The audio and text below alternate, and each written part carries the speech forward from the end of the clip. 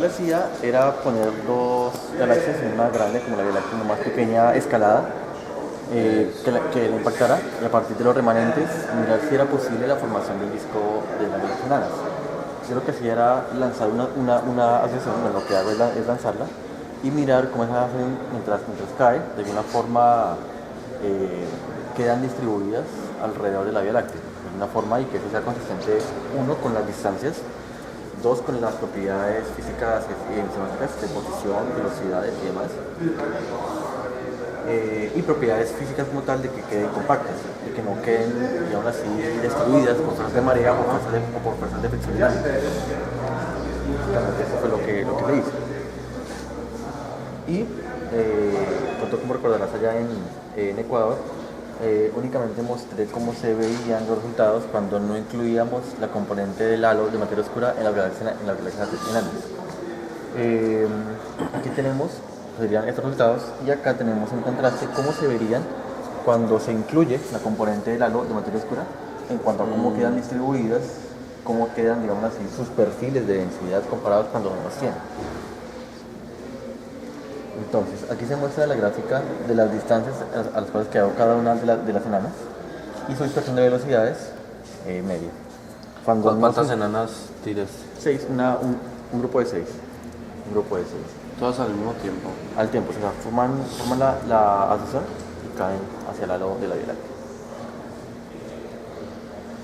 Y aquí tenemos el contraste, eso es sin materia oscura, eso es incluyendo la componente del halo de materia oscura. Y aquí muestro los perfiles de densidad. La curva que está en rojo es el perfil que tenían antes de caer. La componente que está en color azul es como quedó el perfil cuando no está el halo de materia oscura después de caer. Y la curva que está en color verde es como quedaron las enanas con halo de materia oscura después de caer. O sea, pues en última lo que uno puede concluir de la gráfica es que las estructuras se mantienen compactas, es decir, pese a las fuerzas de marea y demás, son consistentes en términos de que sigan como estructuras compactas. ¿Qué concentración tenían los halitos? ¿Sí? Los halos de... ¿El parámetro de concentración? Sí, ¿cuánto era? Y esa vez no me acuerdo cuándo le puse. Sí recuerdo que tengo ese parámetro, pero no recuerdo cuánto le puse. ¿12? ¿No era 12? Como el de la Vía Láctea, creo. No, creo que un poquito más. Sí, un poco más. Era muy... Por lo que está dominado por materia oscura. Sí, porque está como más compacto. Sí. Pero era de ese orden, porque recuerdo que revisé una referencia, pero no lo tengo ahorita muy puntual. ¿Esta es la distancia del lanzamiento a la que quedaron? La que quedaron distribuidas alrededor de la Vía Láctea. ¿Y qué órbita las mandaste? Quedan parabólicas. Parabólica. Todas parabólicas. Nosotros estamos obsesionados con las parábolas, mi Me hermano. encantan las parábolas.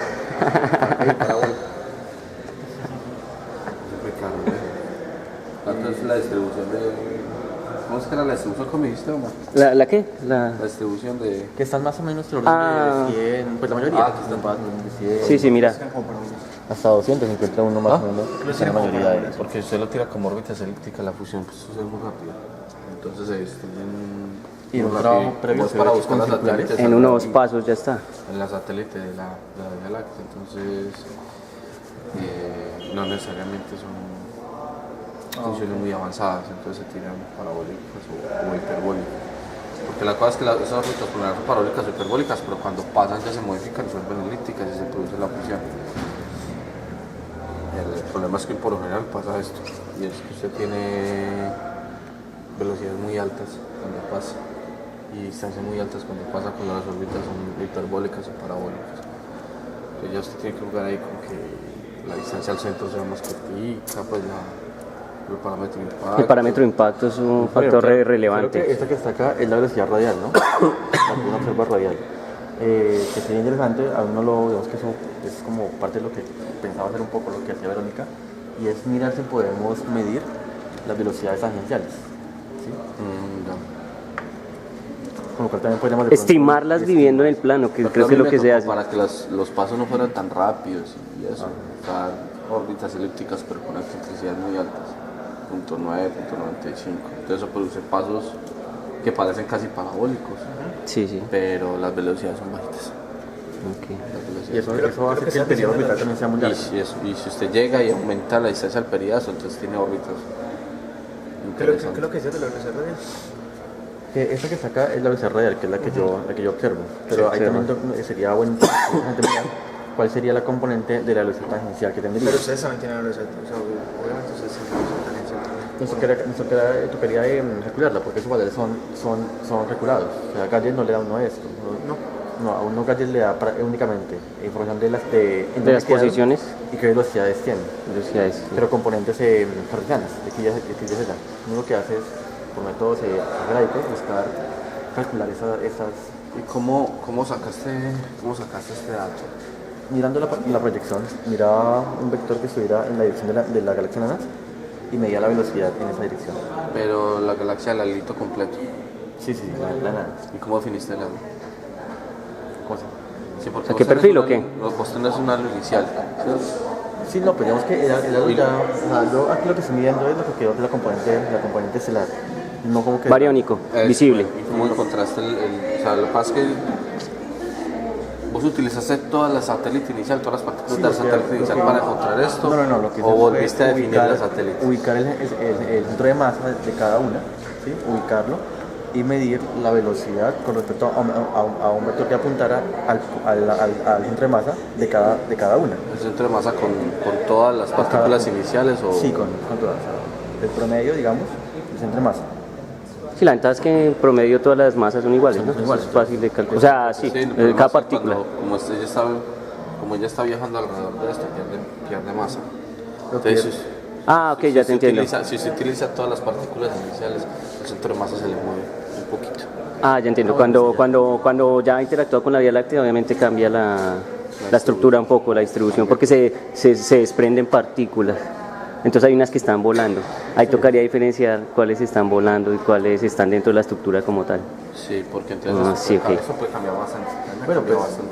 pero eso digamos que uno lo hace mirando el perfil de densidad. O sea, el hecho de que el perfil se conserve me hace suponer que la cantidad de partículas que quedaron dispersas no es tan importante pues con respecto a con las que yo mido ese valor centro de masa.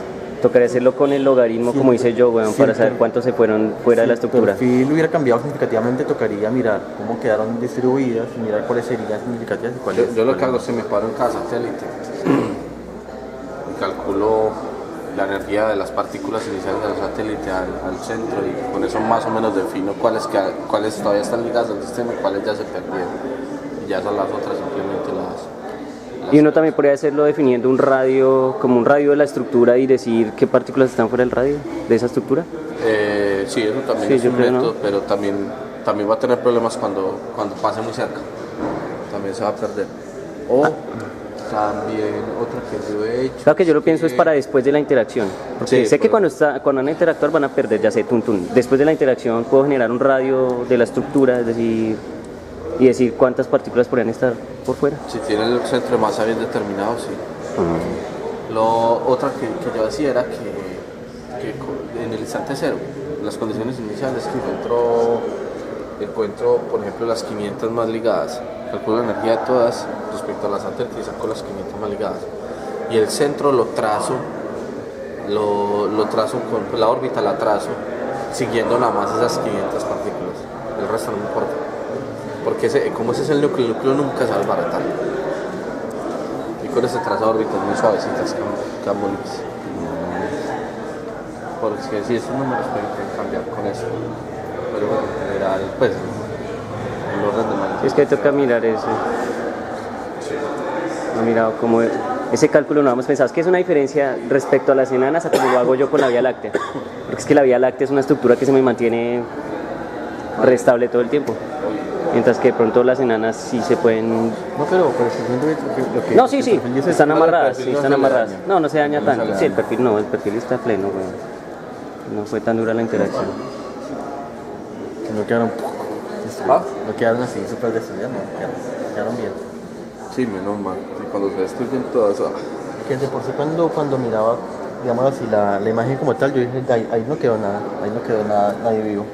No, Lo que ya. hacía era revisar, digamos, cada una de ellas, mirarla pues de cerca, y no, ahí están vivas. Y todavía Luego mirar están ahí. El perfil ahí, y pues todas están vivitas. Es un problema simplemente visual. Visual. De la imagen. Esto, pana. ¿Se Gracias. generó o no se generó?